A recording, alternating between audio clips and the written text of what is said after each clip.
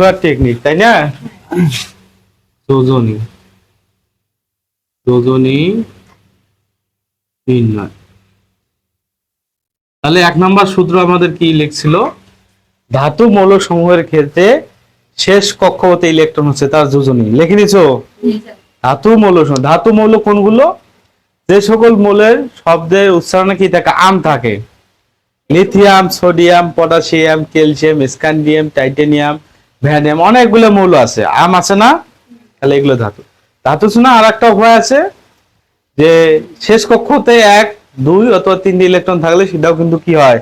ধাতু হয়। আরেকটা কথা মনে রাখবে, হিলিয়ামে আম আছে, হিলিয়াম কিন্তু ধাতু না। তাহলে আমরা একটা এক্সাম্পল দেই। লিথিয়াম কত? 3 না? তার মধ্যে ইলেকট্রন বিন্যাস করি 1s2 2s1। শেষ কক্ষতে ইলেকট্রন কয়টা পেলাম আমরা? কয়টা পাচ্ছি? তোমরা আগে উঠাই নিবে না, আগে শেখো। একটা পাচ্ছি না? তাহলে লিথিয়ামের যোজনী হচ্ছে 1। আরেকটা দেখো হলো সোডিয়াম কত? 11 1s2 2s2 2p 3s। Muaz দেখো তো, বুঝতেছো? 3s1। শেষ কক্ষতে কয়টা ইলেকট্রন আছে? এ বাবা তুমি বুঝছো কয়টা আছে? তার মানে যোজনী 1, এরও যোজনী 1। আমি যে আরেকটা নেই, অ্যালুমিনিয়াম নেই 13 1s2 2s2 2p 6 3s 3s2 3p1। এবার বলতো শেষ কক্ষতে কয়টা ইলেকট্রন আছে?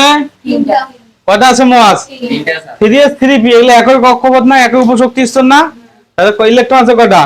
দুইটা, একটা কয়টা? তোমরা সবাই বুঝছো, তুমিও বুঝছো। সিরিয়াস কেউ বোঝো না এমন আছো কেউ? তাহলে যোজনী বের করা খুব একটা সহজ টেকনিক, আমরা মুখস্থ না করে মনে রাখার কি একটা টেকনিক শিখলাম। তাহলে 1 নম্বর সূত্র গেল ধাতুর ক্ষেত্রে। আর 2 নম্বর সূত্র হলো অধাতুর ক্ষেত্রে। তাহলে অধাতু মৌল চেনার উপায় একটা উপায়, ধাতুগুলো বাদ দিলে তো হয়ে যায় কি? অধাতু হয়ে যায়। ধাতুগুলো বাদ দিলে কি হচ্ছে? অধাতু। তবে আর একটা চেনা উপায় আছে অধাতু মৌল, যে সকল মৌলে ইলেকট্রন বিন্যাসে শেষ কক্ষতে 5, 6, 7টা ইলেকট্রন থাকবে। কয়টা থাকবে? 5, 6, 7টা ইলেকট্রন থাকবে, সেই মৌলগুলো হচ্ছে অধাতু। যেমন অক্সিজেন 8 1s2 2s2 2p কত? 6 কে হবে রে? 4 হবে। কত হবে? 4।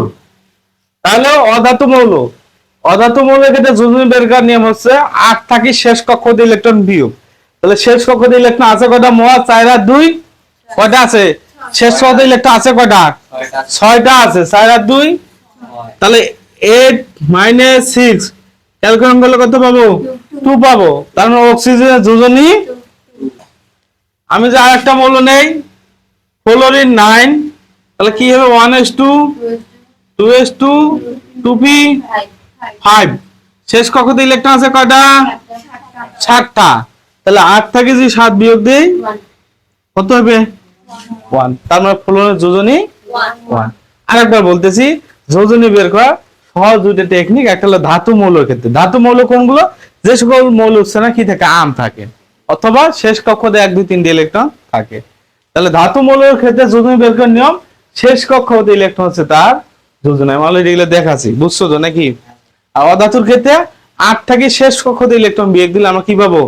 যোজনী পাবো। তোমরা এই নোটটা একটু উঠাই নাও। ও নোট তো লিখি